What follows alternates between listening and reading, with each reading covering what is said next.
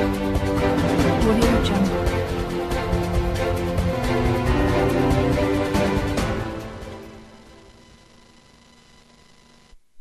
Добар ден, почитувани гледачи.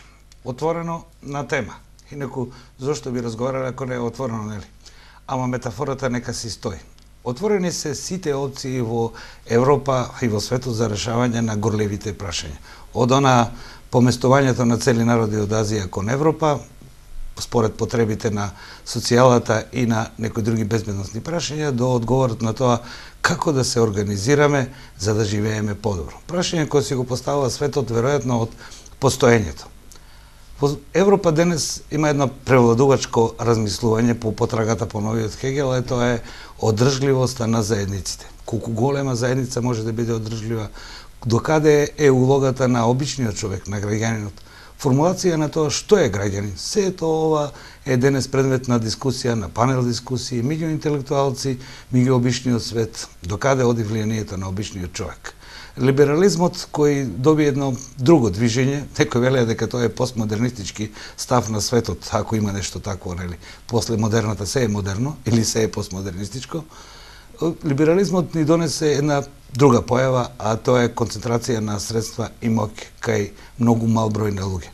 Предлогот на мултинационалните компании да интересите на мултинационалните компании бидат меѓународно право или наднационално право произведе во Европа голем број на дискусии околу тоа што би биле државите, што би биле нивните функции, докаде тие треба да го организираат успешниот живот на граѓаните, на нивните поданици, ако очекуваме тие да бидат наш сервис. Се са ова прашања на кои што одговори недостасуваат. Каде сме ние? И ова е прашање.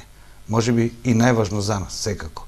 Одговорот е, Европа ни вели, морате да го зајакнете граѓанскиот сектор, затоа што во оваа дебата во Европа, во една страна се работодавачите, од друга страна синдикатите, од една страна се политичарите и политичката провиненција, од друга страна граѓанскиот сектор. И постојано ни велат, морате да го зајакнувате граѓанскиот сектор. Во извештајот на Прибе има поприлично неки 7-8 страници во која што се вели зајакнувањето на приватниот сектор во економијата и граѓанскиот сектор во социјалата, во општеството е нужност за стабилизација на Македонија. Колку тоа сериозно го сваќаме, не знам, само знам дека во општото етикетирање во Македонија, ако не си со нас и против нас, намалува просторот и местото за она што се нарекува граѓани и неговите асоциации.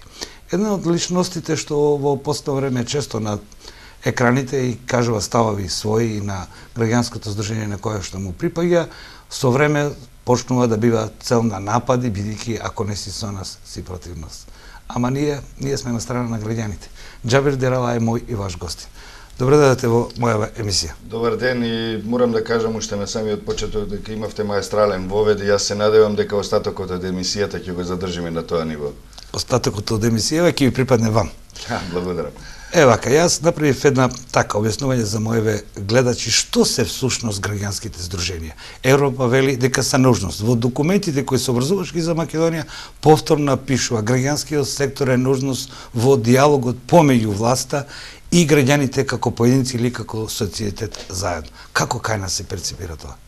Знаете што прво и основно мораме да кажеме, секако ќе се согласите со мене, дека граѓанските здруженија, граѓанството воопшто, како или организираните или неорганизираните облици на граѓанско делување, на индивидуално, на групно ниво и така натаму, се дел и од правата кои ни ги обезбедува Уставот на Република Македонија. И Хелсиншката повелба. Хелсиншката повелба и низа други меѓународни стандарди и документи кои имаат право, имаат правна тежина во нашето законодавство, домашно законодавство. Тоа значи дека нам во принцип не би требало да ни се потребни дополнителни опомени, анализи и препораки, бидејќи ако само го следиме словото на Уставот и на законите на Република Македонија, поголемиот дел од нив, можеме да дојдеме до многу позитивна позиција во поглед на граѓанското општество. Сега, тоа како изгледа перцепцијата на граѓанското општество во Република Македонија, практикувањето на тоа право на граѓанско здружување и делување на локално или на национално ниво е една сосема друга, би рекол, доста тревожна приказна, бидејќи имаме ситуација во која граѓанското општество е стигматизирано, демонизирано, а од друга страна не е доволно сериозно сватено. Но ако погледнеме на резултатите на граѓанското општество во изминатите 25 години во Република Македонија, ќе забележиме дека навистина големи се постигнувањата. Од пазувите на граѓанското општество се излезени, би рекол, најголем дел од лидерите на политичките лидери на оваа земја, почнувајќи од председателот на земјата, завршувајќи со министри, со лидери на опозиција, со експерти, академици и така натаму. Нивните постигнувања се разликува, кај некои поголеми, кај некои помали, кај некои биле штетни по некој процес, кај некои биле навистина благотворни. Но сума сумарум, граѓанското општество во Република Македонија е практично непостоечко. Зошто? Според моето скромно мислење, зошто? Заради тоа што самото општество во Република Македонија е непостоечко. Или поточно, да не одиме тотално во нихилизам, општеството е толку притиснато, толку окупирано од сите останати сегменти на тоа што може да се нарече живот на една заедница, на една држава, од најразлични други центри на моќ, почнувајќи од политичките центри на моќ. Политичките партии и пред се и над се, политичките партии го имаат окупирано речиси секој квадратен сантиметар од тоа што ние би требало да подразбираме под граѓанско општество. Без оглед на тоа што и политичките партии се дел од граѓанското општество.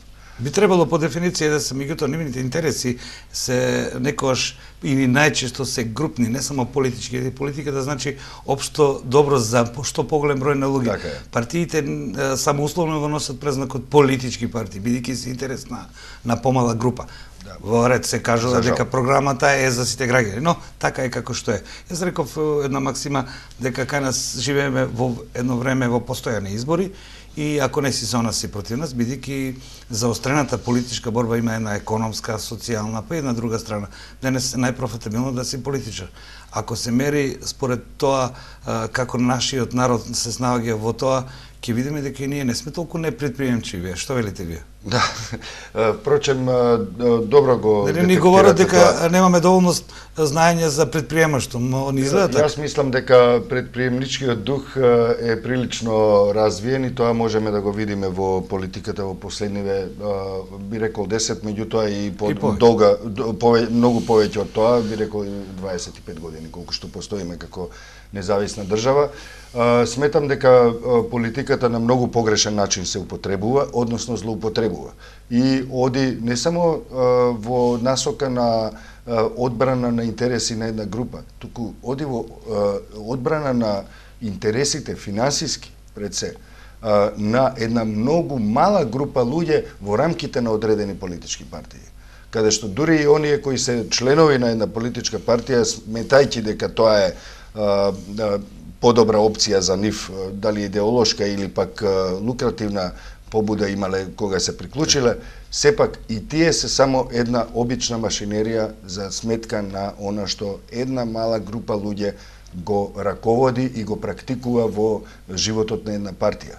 И тоа е дополнителен фактор кој го стеснува просторот на секој граѓанин или граѓанка во земјава да делува онака како што налагаат принципите на едно демократско општество. Така. Бранко Царатан, докторот, професорот вели клиентелизам на цена. Иако игра на зборови, но клиентелизмот е на цена. Точно така. Нешто што мене ми паѓа во очи, на моје лично задоволство е сите овие случувања од 2 години, посебно последната година. Македонија влезе во еден турбулентен период поради низ за случувања, но ако во секое лошо има по нешто добро, тоа е дека се профилира граѓанскиот сектор колку толку, но и понесува една друга работа, едно мешовито општество како македонското, во кое што имаме еден куп на табу теми за кои што не разговаравме, воопшто имавме предрасуди, одеднаш почнуваме да зборуваме за нашите граѓански интереси, финансиски, социјални, психолошки, образовни, во сите облици, па сега го слушаме Петри таме со негови ставови, вас ве слушаме, професори од Тетовскиот универзитет за кој јас не сум знаел, или професори од Југоисточна Европа кои што имаат ставови со кои што можеме да се согласуваме или ама имаат ставови.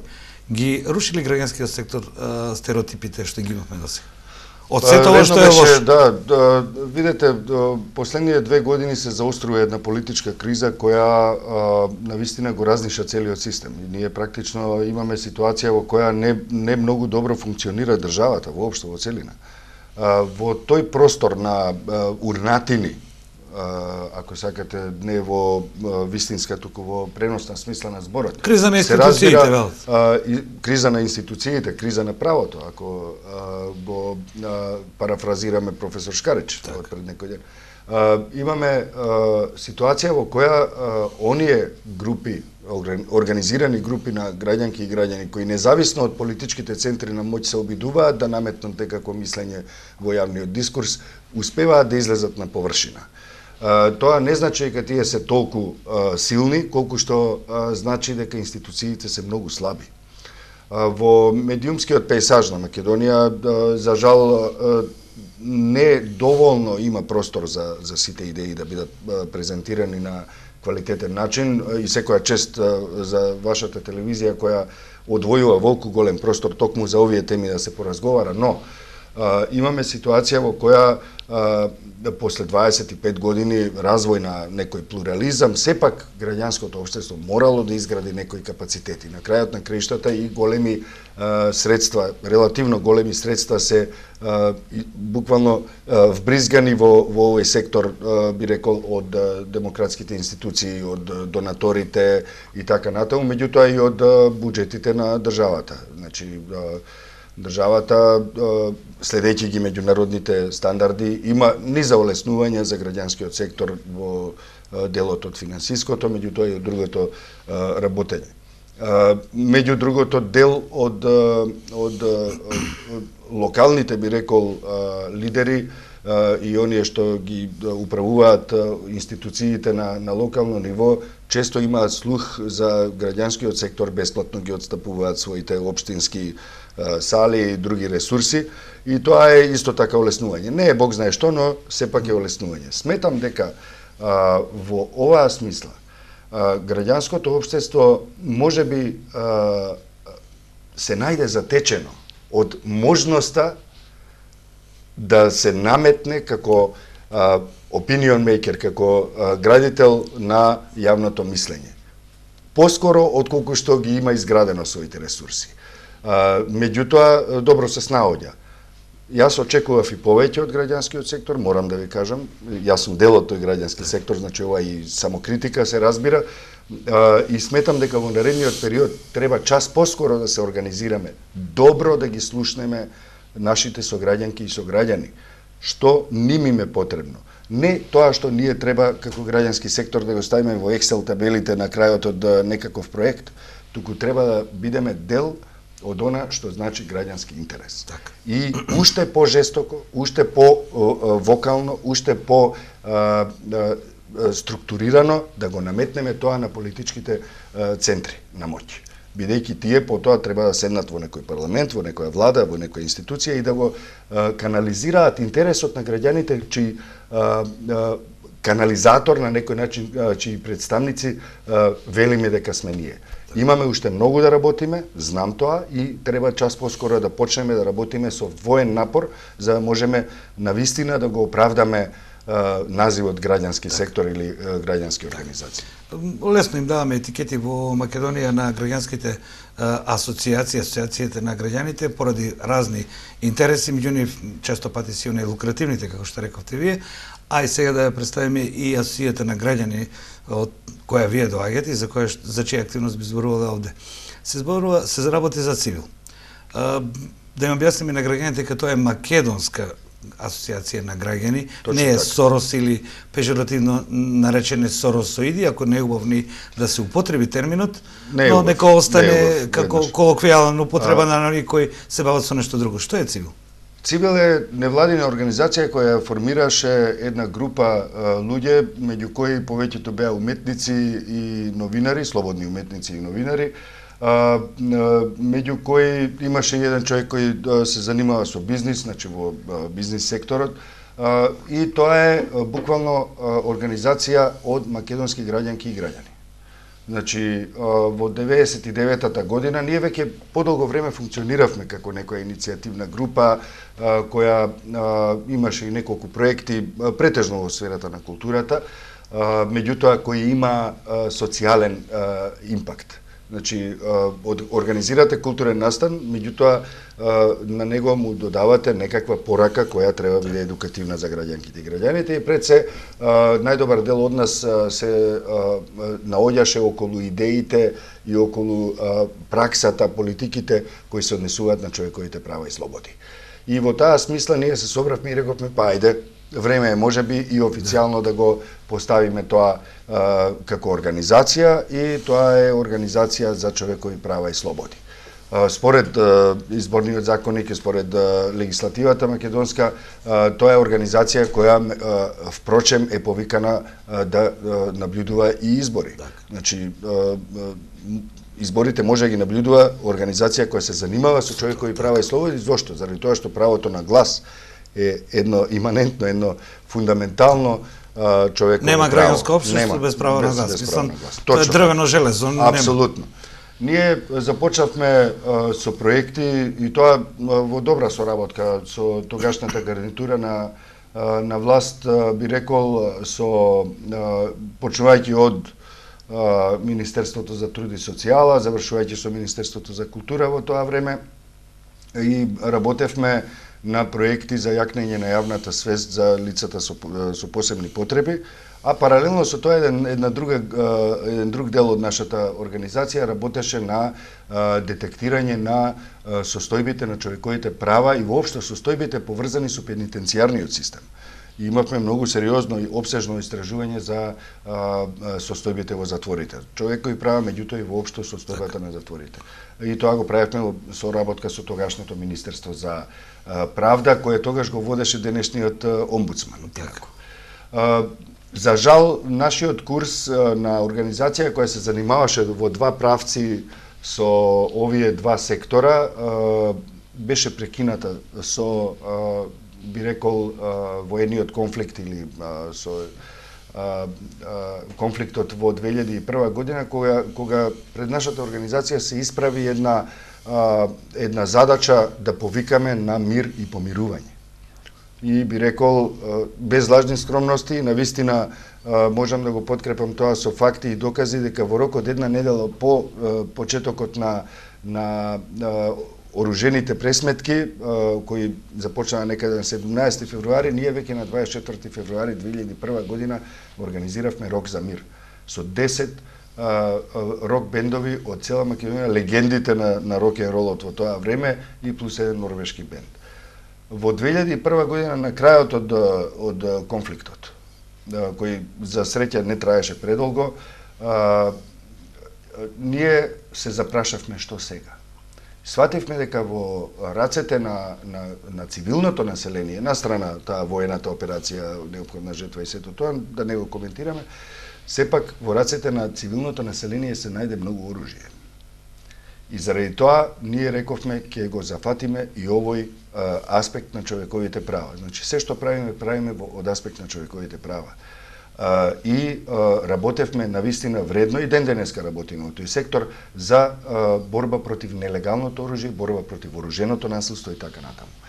Се разбира, со текот на времето кај нас се isпрофилираа и други сектори, и ние во овој момент сме организација која е силно ангажирана во делот на социјалната правда, во делот на човековото право на безбедност, значи во контролата на оружјето, што е една сфера над 30 големи теми, и се разбира од 2008 година се по видливо ние сме организација која се занимава со изборно наблюдување, меѓутоа од еден аспект кој е комплементарен на тоа што го прави организацијата МОСТ и другите невладини организации кои следат избори, на начин што се обидуваме да го извлечеме суштинското од тие процеси и да дадеме подолгорочни, како што вие споменавте во воведот, одржливи решенија за ова општество. Најнесебично се разбира, имаме и медиумска продукција која е доста солидна, која предводи мојот и вашиот колега Синиша Станковиќ. Имаме и една дивизија, би рекол, уметничка во организацијата која се занимава со креативни начини за едукација на деца, млади и се разбира и други категории граѓанки и граѓани, која се занимава токму со човековите права, меѓутоа во еден креативен дел кој го предводи академскиот сликар Мирослав Стојановиќ. Вториот дел од емисијава отворено на тема, што оди секој ден на програмата на телевизија Рис веднаш после централниот дневник. Првиот дел од оваа емисија зборувавме за тоа што се тие граѓански здруженија, колку е нивната нужност и точно за мојот гостин овде да не биде забуна која му е граѓанската опција, која е организацијата од која доаѓа и кои се активности. Секој зборуваме за нешто што не тишти, не оптоварува секој ден. Колку не има и како ќе си го оствариме основното граѓанско право да бираме и да бидеме бирани, да не го забравиме вториот дел. Господин Дерова, најактуелно во Македонија е кога на еден државен орган му се ставија сите опции на располагање. Овде не мислам на специјалното јавно обвинителство, туку зборувам за државната изборна комисија која и во тој договорот од пржино влезе како државен орган кој треба да донесе во второстепеност некакви одлуки. Тешко тоа функционира. Но висиме пред порталите на телевизиите да слушнеме ќе има ли избори, а одговорноста е на државната изборна комисија. Јас не мислам дека во светот постои таков орган како државна изборна комисија, професионална, нали, која би донела такви крупни одлуки како во Македонија. За жал, се е изместено во Република Македонија веќе се години. Навистина е тешка одговорноста на луѓето во Државна изборна комисија. Јас би рекол дека Државната изборна комисија е обременета со оваа одговорност за која зборувавте, но не сметам дека од друга страна законските обврски и овластување на Државната изборна комисија всушност и не се разликуваат многу од претходно. Тоа колку и на кој начин тие овластувања и таа, би рекол, собственост врз изборниот процес во Република Македонија претходните постави на Државната изборна комисија ги практикувале и ги користеле за да направат што е можно подобри изборни процеси во Македонија е друго прашање. Меѓутоа, во овој момент имаме Државна изборна комисија во многу деликатен период за земјата. И наспроти нашите инсистирања да се професионализира во целост Државната изборна комисија, процесот дојде до ситуација да има делумно професионализирана Државна изборна комисија, односно тројца од членовите да бидат експерти, а останатите да бидат онака по-старо, да бидат представници на политичките партии. И тоа сметам дека предизвикува внатре во самата институција едно разногласие кое никако да доведе до квалитетен процес. Впрочем, ние бевме сведоци за тоа дека како и порано, така и сега има несогласувања, предолги седници, одлуки со кои не се согласуваат дел од тие представници во комисијата и така натаму. Имаме ситуација во која Државната изборна комисија е исправена пред еден многу жесток предизвик да го исчисти избирачкиот список. Меѓутоа, ако се сеќавате, пред тој исти предизвик беа исправени и претходните постави на Државната изборна комисија. Меѓутоа не успеаја да го исчистат. Но сега дојде времето кога тоа конечно мора да се направи. И добија еден документ на кој што подзабораваме сите, а тоа е методологијата која подпишија сите партиципенти од тој договор заедно со меѓународните надледувачи и со експертите по IT технологија внатре. Значи имаме документ кој се нарекува... Имаме документ кој е солиден и кој веднаш да ви кажам, не е премногу различен од претходни некои методологии кои биле понудени во рамките на работата на Државната изборна комисија, меѓутоа од низа соображенија, да кажам, тие документи не дојдоа до израз, односно не беа спроведени во праксата. Сега мора да се направи. Тоа не сум сигурен дека имаме доволно услови да кажеме дека таа методологија е спроведена во целост и дека таа методологија е наспроти овие подписи кои ги споменувате, дека ја почитуваат токму оние кои се подпишале за таа методологија. Методологијата е јасна, мора да се исчисти избирачкиот список по пат на вкрстена методологија, вкрстена споредба на датабази и исто така придружена со одредена теренска проверка. Ние имавме и на пред некои месеци барања и предлози до релевантните институции да се направи целосна теренска проверка. Тоа значи попис? Личи на попис, да, не е истото, меѓутоа има слична методологија. Се разбира тоа не можеше да се спроведе, прво скапо е, второ нема време, трето нема доволно ресурси државата и така натаму. Еве делумна, барем делумната да беше спроведена онака како што треба. Организацијата од која јас доаѓам има сознанија, има податоци и сведоштва за тоа дека од овие што беа оставени на крајот и навистина е сомнително зошто одеднаш спадна на толку малку на 89.000. Можеме да го разгледаме тоа вака малку хронолошки. Излезе 493.000 и нешто половина милион. Првата вечер кога излезе информацијата, сите бевме фрапирани дали можно да живееме во држава во која што една половина милион се спорни гласачи. Тоа 3 пати ги надмина нашите најцрни предвидувања. Ако се сеќавате, пред минатата година излеговме со проценка дека од 120 до 150.000 гласачи во избирачкиот список имаат сомнителен бекграунд, по низа основи. И ги нарековме фантомски гласачи и сето тоа, за да може да го привлечеме вниманието на институциите, без намера некого да го изнервираме или пак да го навредиме. Едноставно имавме проблем и го детектиравме тоа како организација. Бевме обвинети за манипулации и сето тоа и одеднаш испаѓа таа бројка која што вие кажавте. Потоа спадна на околу 300.000 гласачи. Каде отидеа 200.000? Со јасен документ кој се нарекува методологија. Тоа треба да го одговорат представниците и тоа сите представници на Државната изборна комисија. Понатаму таа падна на некои 200.000, па 120.000, па на 125.000 и на крај да се согласат со 89.000. И таа бројка од 89.000 сомнителни гласачи во избирачкиот список, ќе ви кажам зашто се работи. Имаше случаи, кај нас беа пријавени во цивил, во кои луѓето велеа, јас живеам овде од своето раѓање. Зошто одеднаш сега се случува некој да ми дојде и да ме го проверува мене идентитетот и да проверува дали јас сум сомнителен или не.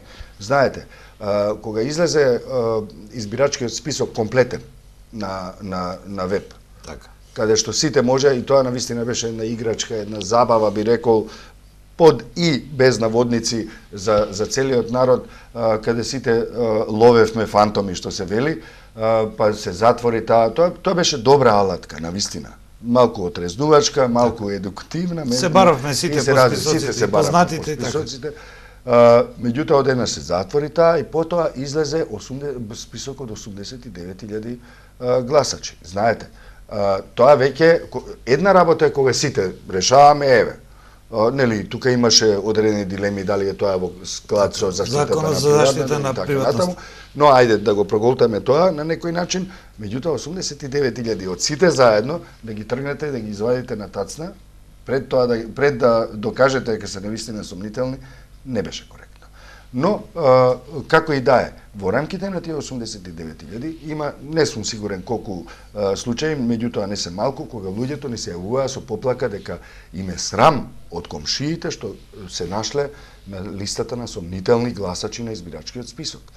За разлика од нив, има низа гласачи за кои или влезови, да ги наречеме, податоци во избирачкиот список, за кои ние имаме навистина висок степен на сомнеж дека се навистина фантомски и дека произлегуваат од одредени манипулации или пак недоследност и неажурност на избирачкиот список, кои не се наоѓаат на овој список од 89.000. Зошто е тоа така? Значи, и исто така, за огромната бројка граѓанки и граѓани за кои се претпоставува дека се во странство, требаше да има теренска проверка. Мораме ние да имаме податок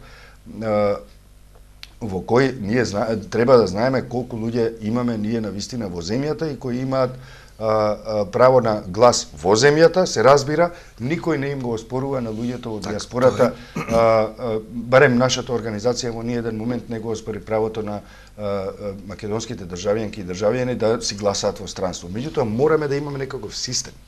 Мораме да имаме некаков податок за тоа кој навистина гласа, а кој не. И тоа е навистина ситуација која јас сметам дека не може да се реши во неколку дена. Тоа повлекува, ќе продолжиме со разговорот, тоа повлекува една една системска последица. Има запишени 1.800.000 и колку илјади гласачи. Да. Кога се стави цензусот, значи имаме пропорционален систем. Да. Во тој смисол, за да бидат успешни изборите, мораме да имаме 900.000, да не се играм со математика. Ако ги немаме или не се во можност да гласа затоа што се на разни континенти, ние може да имаме проблем со цензусот. Точно така. Што вели вашите сознанија? Ние велиме Како се дека доаѓало до цензус до сега? Ние велиме дека голем дел од изборните процеси во изминативе години е проблематичен, сомнителен квалитет. Ние, ако се сеќавате, во 2014 година излеговме со оценка дека изборите се нелегитимни. Дека 2013 година исто така имавме многу лош изборен процес, пропратен со бојкоти од коалиционен партнер, па председателските. Локалните беа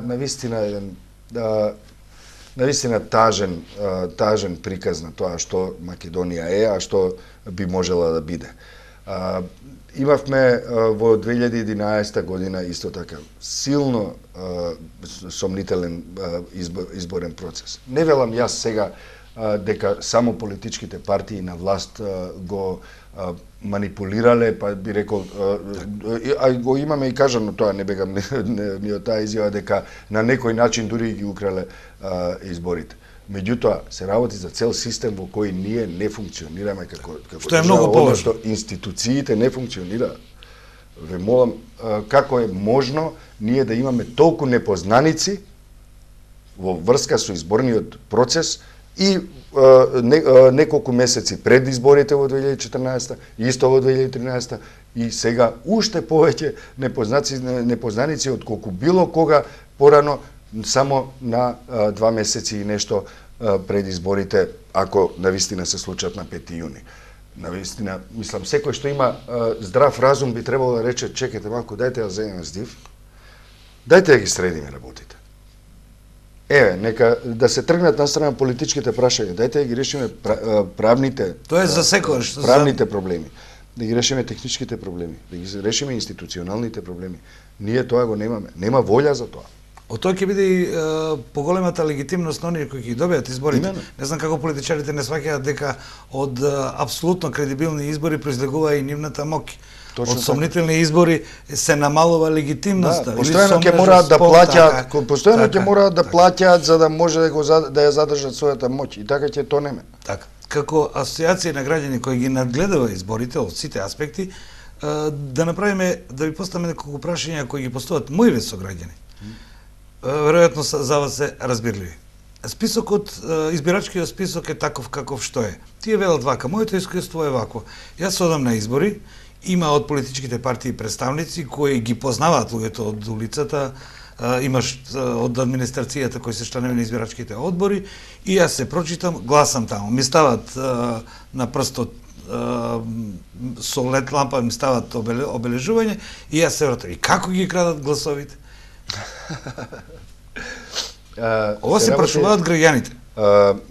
Се работи за тоа дека имаме низа сознанија, низа сведоштва и низа докази за тоа дека манипулирањето со изборните резултати трае подолго време отколку само на денот на избори.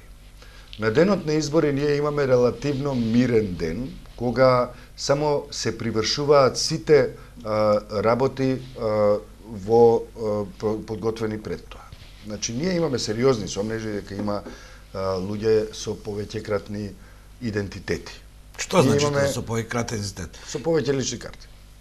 Понатаму. Со иста фотографија, со различен матичен број или со ист матичен број? Со различен матичен број. Значи може да гласаат на неколку места. Исто така, имаме сознанија дека луѓето гласаат со лични карти кои се постоечки на постоечки луѓе, меѓутоа кои не се тука, односно не биле присутни физички на чинот на гласа. Тоа значи дека се правени и други лични карти, тоа ли тврдите?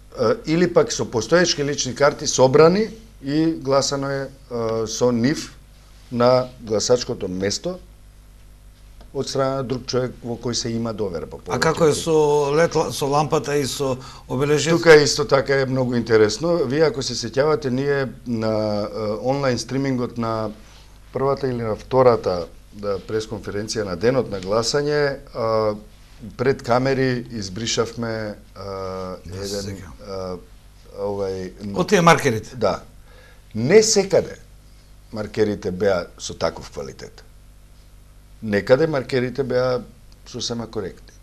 Понатаму, имаше еден период наутро и еден период попладне, кога на еден сериозен број на гласачки места лед лампата едноставно не работеше. А гласањето не беше прекинато. Со исклучок на едно-две места поради други причини. Меѓутоа поради лед лампата не беше прекинато. Ова се вие го документиравте? Тоа е се документирано и е во извештаите на нашите наблюдувачи од теренот. Има една друга ситуација во која вие на денот на гласање работеа дуќаните каде што луѓето каде што луѓето должат пари. Јас ќе ви кажам, тоа се делови од градовите, општините каде живее посиромашно население.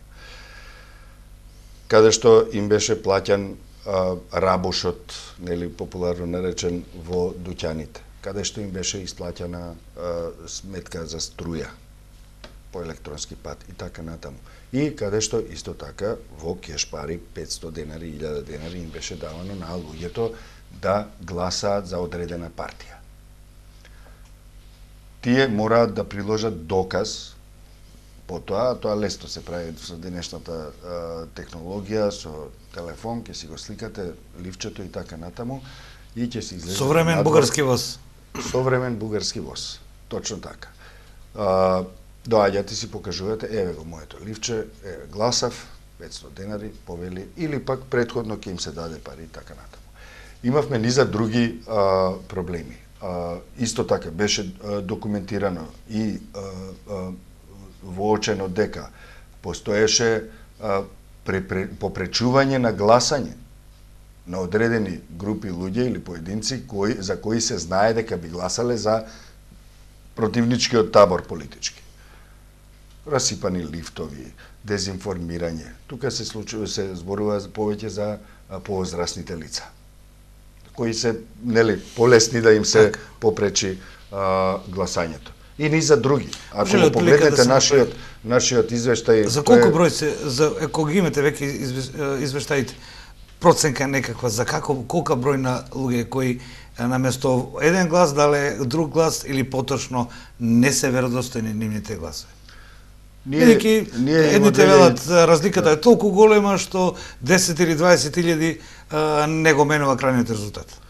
Знаете што, еден човек да е, еден глас да е изманипулиран, тоа е веќе сериозна дамка на целиот изборен процес. Нашата проценка, предминатата година, 2014 година, беше дека меѓу 120 и 150 илјади гласови се изманипулирани на различни начини. Со сета методологија што ја кажавте? Да. Тоа е сериозна бројка и сериозно Тоа е фантастично голема бројка. Да ви кажам, ние нам ни требаше долго време, со многу анализи, со многу математики, со многу дискусии, да дојдеме до таа бројка, И тоа не само еднаш. Дојдовме до оваа бројка, ајде пресконференција. Не. Работевме и ја повторувавме, ја потретувавме целата методологија, потоа се обидувавме од различни други аспекти да ја гледаме истата работа, така дојдовме ние до истиот резултат, дека едноставно изборите од 2014 година не беа регуларни. Не може да им се најде ниедна ставка во сите делови од процесот каде што вие немате проблем. И тоа сериозен, суштински, кој може да влијае на целиот изборен процес. Так. И тоа не зборувам само за денот на гласање, зборувам за целиот период пред тоа. И за кампањата, и за финансирањето на политичките партии, и за злоупотребата на администрацијата, и за злоупотребата на јавните ресурси, било на централно, било на локално ниво. Вие имавте ситуација во која ние, онака ќе дојде некој извештај, не можете да се соберете од смеење, затоа што на гротескни начини се поигруваше со системот. На гротескни начини. На вистина не е во ред, знаете, да имате ситуација во која член на избирачки одбор добива лична карта од гласач со адреса на која тој самиот живее. Членот на избирачкиот одбор? Да, тој седи во избирачкиот одбор и му доаѓа гласач и му вели, повелете лична карта, тој го запишува и само гледа, чекај малку, па ти живееш на моја адреса, ја не те знам тебе. И тоа го имате документирано? Го имам. Имам овде, бидејќи времето во телевизијата неуметно се одминува, она и инаку минува, во телевизијата малку згусна. Имам две теми за самиот крај. Ова е новинарско и нешто што јас го дознав, бидејќи ние новинарите имаме право на некакви информации. Телевизија израчи во третата изборна единица и доколку имате сознание за тоа, со потполно одговорно се разбира, сериозни луѓе сме, има, бројката нема да ја кажем, има еден проблем со еден број на избирачи во тројката кој прво не се појавува, подошто се појавува после 7 дена. Да, го знаеме и тоа го детектиравме. Јас тоа нема да ја кажам. Ќе го наречам најблаго кажано, значи тоа е многу чудно. Значи, читав еден од записниците, дури и на меѓународната организација се работи точно за нашава тројка, каде што се исправа бројката за 7 дена, а се работи за отприлика 2 претеника. Што велите за овој податок? Јас мислам дека тоа мора час поскоро да се испита, ама навистина до така, самата тоа е срж. институциите, не ние да спекулираме. Без никакви политички премиси. Так. Значи, тоа мора професионалци да го завршат и ако е дојдено до тоа поради неажурност или неодговорност, да се казни прекршочно, за да немаме сомнеш дека се работи за да се извади тоа на виделина. Ако тоа е направено намерно, тогаш тоа е веќе тежок криминал. Така. Не остануваат уште неколку дена. Ќе чекаме на седниците на комисијата денес. Во 12 часот има соопштение во кое што вела дека не е проблем да се соберат 238 записника кои не стигнале. Веројатно може да биде и ајкавост или јавашлук по нашки речено, но нека си работат. Што велите вие? Колку предизвик пред до 16 има пред оваа комисија, да кажеме дека поведнаш по Великден треба и политичките партии да ги кажат нивните представници. Оние кои ќе излегуваат на избори, се разбира. Државната изборна комисија, ние веќе неколку пати ја повикавме да се охрабри и да биде на висината на својата задача и да и даде предност на експертските подлоги или експертските ресурси што ги има, а помалку да се потпира на политичките депеши и СМС пораки кои доаѓаат во таа зграда. Знам дека е тешка задачата, меѓутоа Државната изборна комисија треба да ја оправда довербата што ја имаат граѓанките и граѓаните на Република Македонија во неа. Ако не ја оправда, а досега имаше падни стани ситуации, ако не ја оправда, тогаш нема никој да има доверба во избирачкиот процес, во било кога да се одржи. И граѓаните ќе бидат се поразочарани и се помалку мотивирани да гласаат. И тоа мора да го имаат предвид и политичките партии, да се соберат малку и да и дадат предност на Државната изборна комисија експертски, точно, прецизно да ги одреди методологиите, односно да ги спроведе методологиите кои веќе постојат. А и постоеле и пред тоа. Значи, да им помогнеме на луѓето таму, на правните служби, на IT секторот и така натаму, да бидат онака како што пишува и во словото на законот. Тие се собственици на изборниот процес. А тие што се членови на таа Државна изборна комисија, тие не се собственост на партиите, тие се дел од граѓанките и граѓаните на Република. И државен орган. И државен орган од највисоко значење во овој момент исклучително високо значење. Граѓанскиот сектор ќе си го каже своје, ние завршуваме емисијава. Јас и на почетокот кажав, еве и сега на крајот зборувам за нешто што е нужност на секој од нас да биде член на заедницата, до таму до кај што ќе може да ги пружи своите услуги и знаења. Да биде добар човек е најмалку што може да направи, нели? Точно така. Но живееме во време на политизација, условно речено политизација, бидејќи јас многу често повторувам дека партизацијата не е политизација, политизацијата е сегмент сензитивен во кој што се размислува за одредени вредности во општеството, а партизацијата е припадност на здруженија, кланови, какви сакате. Место на граѓанските асоциации е нужност во Македонија. Благодарам што бете дел од мојата Јас благодарам вам.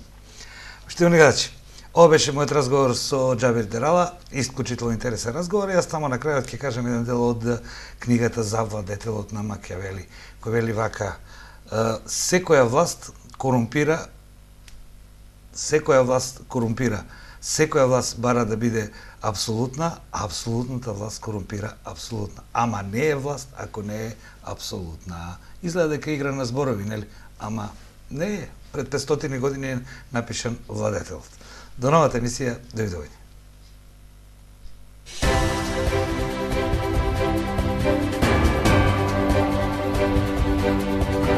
Audio Jungle.